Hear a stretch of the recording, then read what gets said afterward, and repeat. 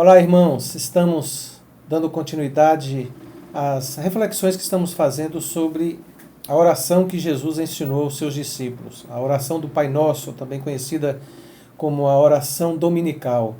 Jesus começa então essa oração dizendo: Pai Nosso que estás nos céus, santificado seja o teu nome, venha a nós o teu reino.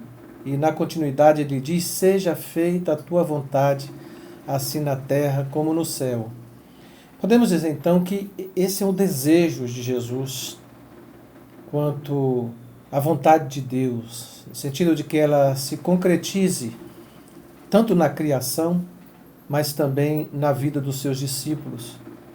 Nós, como discípulos de Jesus, devemos buscar sempre a vontade de Deus, que a vontade de Deus seja uma realidade na nossa vida. Agora, para que a gente busque a vontade de Deus, é preciso que a gente compreenda o que significa a vontade de Deus. O que é a vontade de Deus?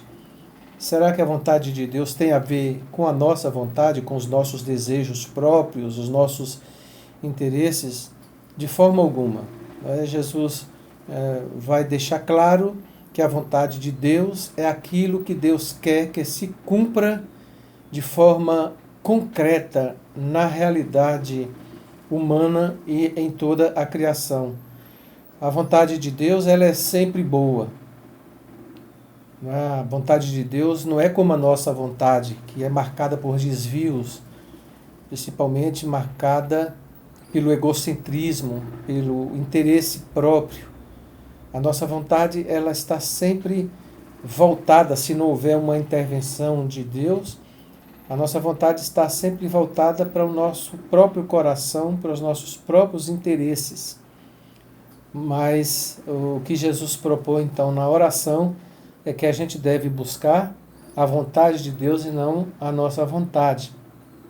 Para que comecemos, então, a experimentar de forma concreta da vontade de Deus na nossa vida, é preciso que haja uma mudança na nossa forma de pensar, na nossa mente. É isso que Paulo diz, por exemplo, aos Romanos, que para que a gente experimente da boa, agradável e perfeita vontade de Deus, e para que a gente seja capaz de experimentar a vontade de Deus, é necessário que haja uma transformação da nossa mente. Se não houver essa transformação na nossa forma de pensar, na nossa forma de compreender a vida, nós não poderemos compreender ou experimentar a vontade de Deus. Então, se há uma coisa inicial para buscar a vontade de Deus, é que haja uma transformação na nossa maneira de pensar, que a nossa mente seja renovada. Essa renovação, ela se dá por meio da obra do Espírito Santo de Deus. É preciso que o Espírito Santo de Deus intervenha na nossa vida, regenerando a nossa mente, transformando a nossa forma de pensar, para que assim a gente possa experimentar da vontade do Senhor. Alguém pode perguntar o seguinte: se a gente tem que buscar a vontade de Deus, será que os desejos do nosso coração, os nossos sonhos, os nossos projetos, eles não teriam nenhum valor diante de Deus, não teria nenhuma importância? Será que a nossa vontade não seria de forma absoluta anulada?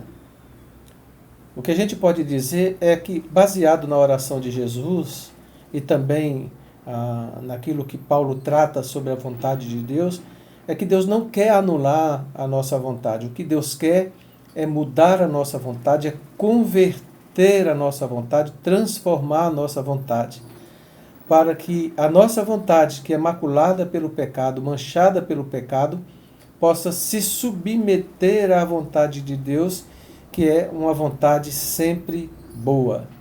Na oração, na frase anterior, Jesus fala sobre a vinda do reino de Deus, que também nós devemos, como desejo do nosso coração, que o reino de Deus venha, que se torne também uma realidade na nossa história.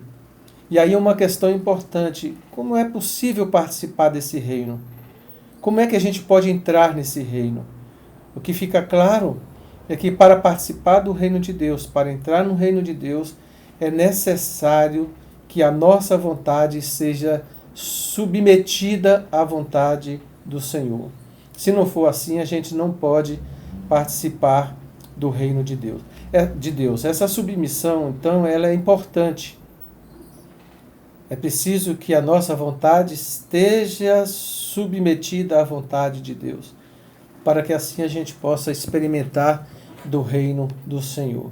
Voltando a essa questão de que a vontade nossa não é anulada, mas é preciso que ela seja convertida, o salmista, por exemplo, diz que se nós colocarmos a nossa alegria no Senhor, se o nosso prazer estiver nele, os desejos do nosso coração, eles serão satisfeitos.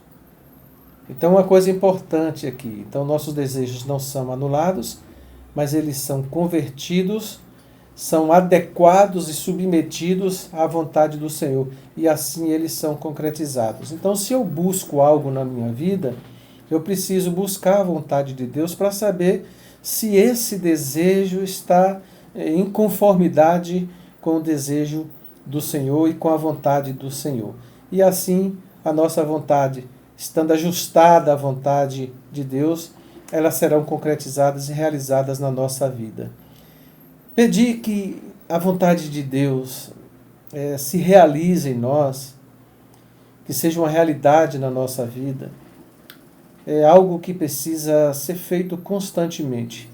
Tudo o que a gente precisa fazer, todas as nossas buscas, sejam elas profissionais, nos nossos relacionamentos, nos nossos projetos particulares, nós precisamos o tempo todo buscar a vontade de Deus para que não haja um desvio da nossa parte, nos distanciando do Senhor. Claro que quando nós buscamos a vontade de Deus, há uma mudança radical na nossa vida. Por exemplo, Orígenes, um dos pais da igreja, ele vai dizer que se fosse feita a vontade de Deus na terra como é no céu, a terra já não seria terra. Seríamos então o céu. Então, o que ele está dizendo com esta proposição é de que há uma mudança radical na nossa forma de ser, de existir, quando a vontade de Deus é realizada na nossa vida como é realizada no céu. Tudo muda então em nossa vida quando vivemos orientados pela vontade do Senhor. Por isso pedimos: Senhor, seja feita a tua vontade, assim na terra como no céu. Que seja a nossa oração constante: Senhor, que a tua vontade seja concretizada na nossa vida e que possamos nos submeter à vontade do Senhor. Que seja assim com todos nós, em nome de Jesus. Amém.